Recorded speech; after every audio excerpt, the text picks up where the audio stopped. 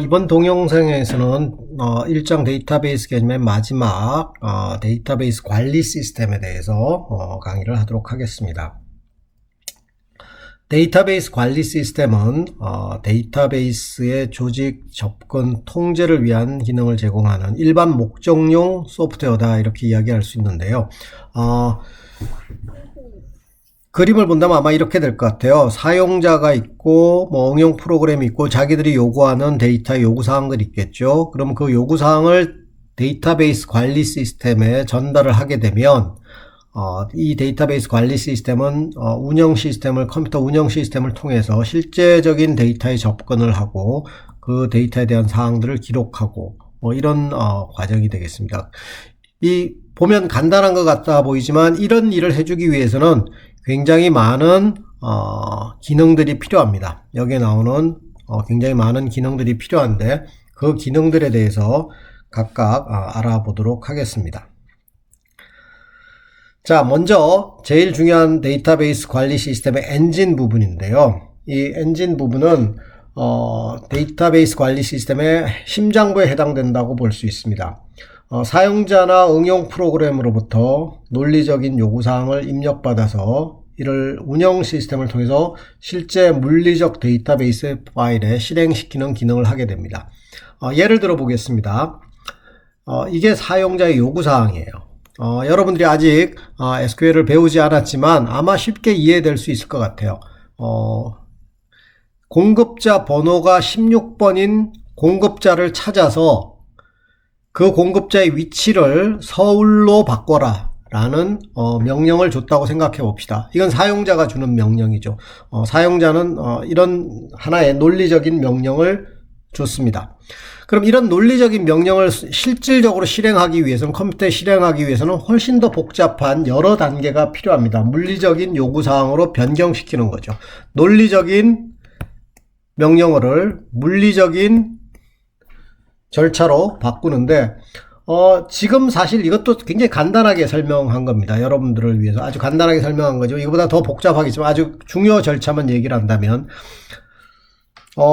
컴퓨터는 가서 사용자가 그런 요구를 하면 실제로 데이터베이스 관리 시스템 엔진은 가서 우선 이 시스템 목록을 뒤져서 도대체 어디에 공급자 파일이 있을까, 그거부터 찾아야 됩니다. 그래서 공급자 레코드의 시스템 목록 위치를 파악하고 그 다음에 그 목록을 열어서 도대체 공급자 레코드가 어디쯤 저장되어 있는지 위치를 파악한 다음에 그것 내에서 또 16번을 찾아야 되겠죠. 여러 공급자가 있는데 그 중에 16번 레코드가 어디에 정말 저장되어 있는지를 찾아내고 그 주소를 읽어드리는 겁니다. 그 블록 자체를. 컴퓨터라는 건 하드웨어에 있는 그 자체로는 실제로 2차 저장 장치에 있는 그 자체로는 데이터를 처리할 수 없기 때문에, 정보를 처리할 수 없기 때문에 2차 저장 장치의 실제 블록을 찾아서 메모리로 읽어드립니다. 이건 여러분들이 아마 컴퓨터를 써봤기 때문에 잘 알겠죠. 그래서 메모리로 읽어드린 다음에 그 메모리 안에서 16번 레코드의 위치를 서울로 변경하고, 변경이 된 내용을 그 블록을 다시 2차 저장 장치에 갖다 쓰게 됩니다. 그러면 실제로 이제 공급자 16번의 위치는 서울로 변경이 되겠죠. 그럼 여기서 끝나는 게 아니라 거기에 관련되어 있는 모든 시스템 목록이라든가 필요하다면 색인, 그 다음에 언제 누가 어떤 데이터를 바꿨다라는 등등의 내용을 전부 다 기록하게 됩니다. 그런 일들을 데이터베이스 관리 시스템 엔진이 하게 됩니다. 그 다음에 사용자 접속 장치는 이 부분에 해당되겠습니다. 그러니까 사용자가 쉽게 사용하도록 만들어주는 부분인데, 사용자가 DBMS에 접근하는 수단인데 가장 표준 지리어는 계속 얘기하고 했던 스탠다드 쿼리 랭귀지, SQL이라는 랭귀지입니다. 어떻게 보면 데이터베이스계의 영어라고 생각하면 될 것 같아요. 데이터베이스의 영어. 그래서 SQL을 알면 여러분들 당연히 이 SQL을 이번 학기 동안 많이 사용하게 될 텐데요. SQL을 알면 사실 어떤 데이터베이스도 거의 접근할 수 있습니다. 그래서 굉장히 유용한 거고, 여러분들이 이걸 배워둔다면 앞으로 조직 내에서 어떤 데이터라도 사실 접근하는데 굉장히 도움이 될 겁니다. 그 다음에 이제 QB라는 언어가 있습니다. 이건 이제 좀 더 쉽게 그래픽 방식으로 질의를 할 수 있도록 만드는데 대표적인 게 마이크로소프트의 액세스에서 사용하고 있습니다. 뭐 이 QB에 대해서도 조금 우리가 배우긴 하겠지만 가장 중요한 랭귀지는 SQL입니다. 그 다음에 데이터베이스 정의 조작기는 데이터베이스 구조를 정의 내리고 데이터를 저장, 검색, 갱신하는 도구입니다. 그래서 데이터베이스 정의 조작기는 데이터베이스의 스트럭처를 어떻게 만들 거냐라는 거고, 쉽게 얘기하면 테이블을 어떻게 만들 거냐, 그 다음 그 테이블에 데이터를 어떻게 저장하고 어떻게 꺼내고 하는 그런 것들이 데이터베이스 정의 조작기가 되겠습니다. 그 다음에 시스템 목록기는 데이터베이스 자체에 대한 데이터에 대한 데이터라고 이야기를 하는데, 그걸 우리 메타데이터라고 이야기하죠. 이 메타데이터를 관리하는 기능입니다. 이 데이터라는 건 데이터 자체가 갖는 의미가 있습니다. 예를 들어 주민등록번호 앞에, 아까 이야기했던 주민등록번호 앞에 6자리는 YYMMDD를 나타낸다. 이거는 요 데이터가 갖고 있는 데이터의 의미죠. 데이터에 대한 데이터입니다. 그게 메타데이터입니다.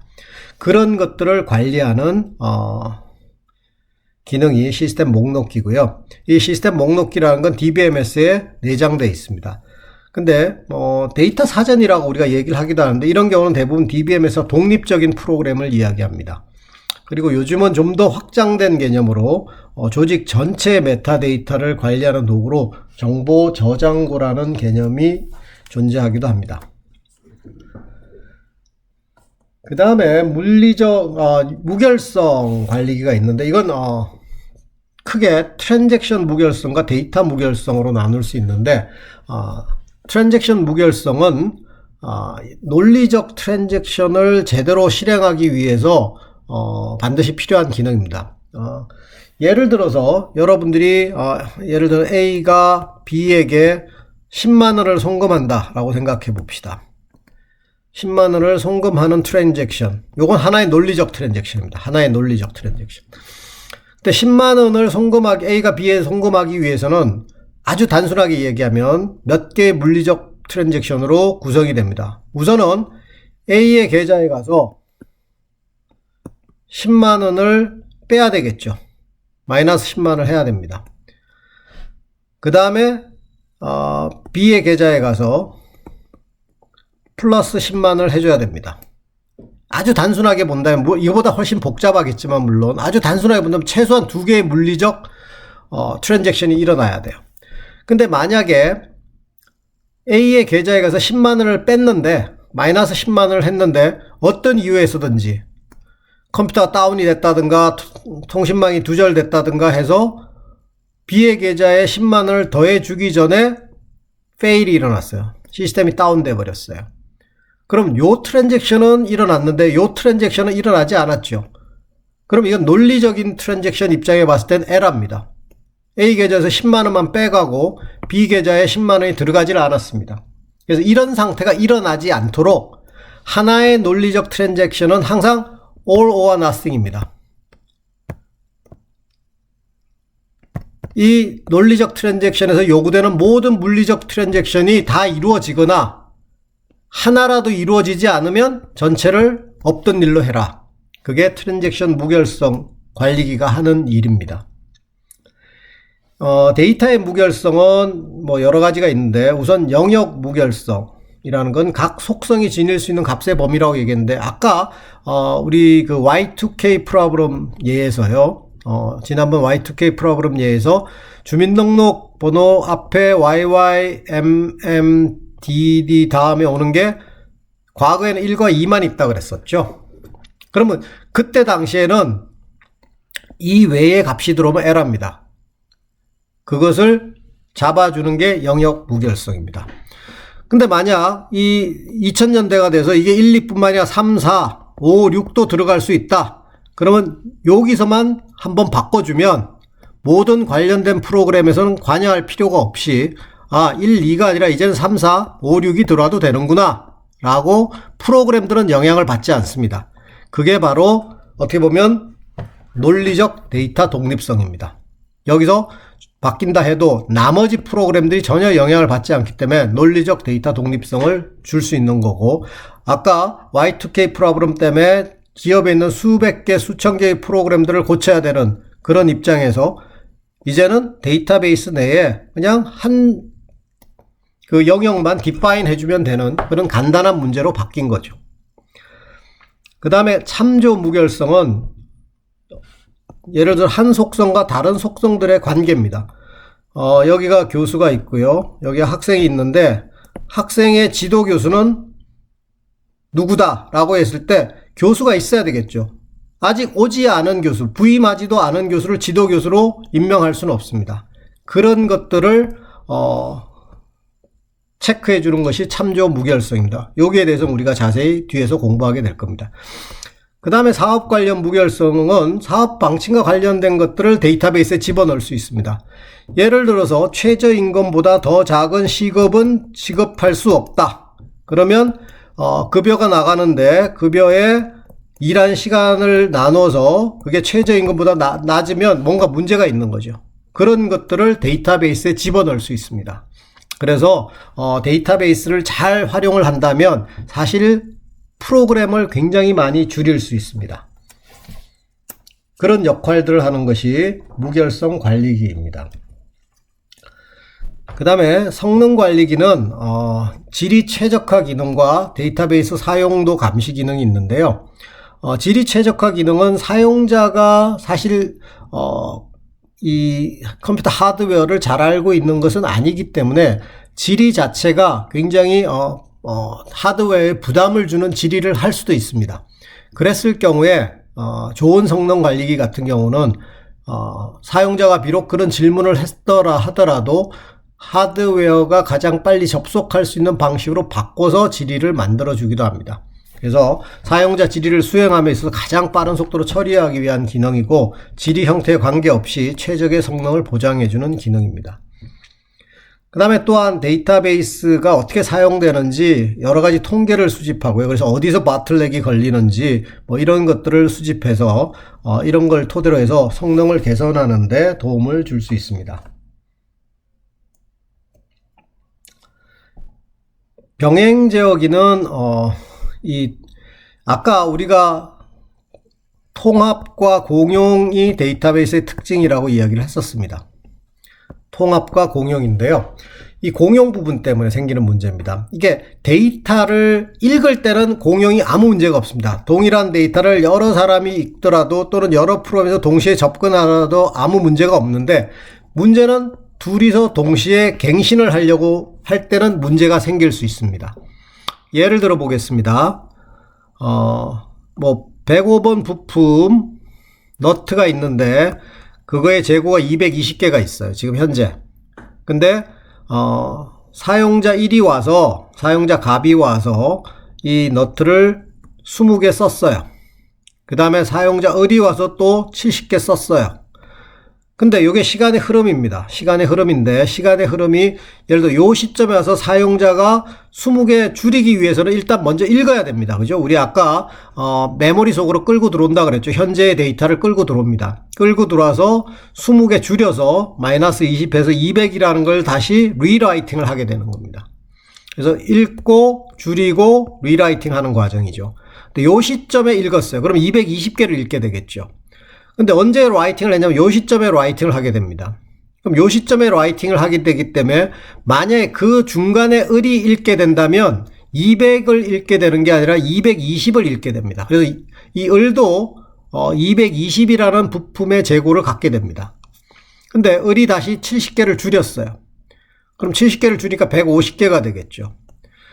그러면 갑이 20개를 줄였고 마이너스 20을 했고 을이 마이너스 70을 했기 때문에 원래 220개 있던 데서 130개가 남아야 맞을 텐데 컴퓨터의 특성은 여러분이 알고 있지만 여기서 20을 줄여서 200을 써봤지만 여기는 이미 220을 읽어서 70개를 줄이고 150이란 값을 나중에 쓰게 되기 때문에 150이 들어가게 됩니다. 즉 원래 정상적인 재고는 130개가 돼야 되는데 150이라는 잘못된 정보를 입력하게 된다는 거죠. 이게 동시갱신의 문제입니다. 동시갱신의 문제인데 이런 일들을 못하게 하기 위해서 예를 들어서 얘가 읽고 갔는데 갱신을 하려고 그러면 얘를 아예 읽지 못하게 만들어야 되는 그런 역할을 하는 게 병행제역입니다. 여기에 대해서도 뒤에 자세히 공부를 하게 될 것입니다.